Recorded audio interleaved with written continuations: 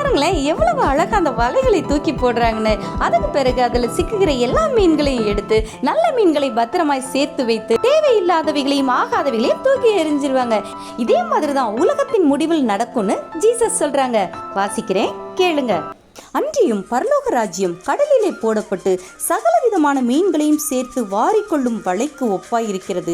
அது நிறைந்த போது அதை கரையிலே இழுத்து உட்கார்ந்து நல்லவைகளை கூடைகளில் சேர்த்து ஆகாதவைகளை எறிந்து போடுவார்கள். இப்படியே உலகத்தின் முடிவிலே நடக்கும். தேவதூதர்கள் புறப்பட்டு நீதிமான்களின் நடுவிலிருந்து பொல்லாதவர்களை பிரித்து அவர்களை அக்கினி சூளையிலே போடுவார்கள்.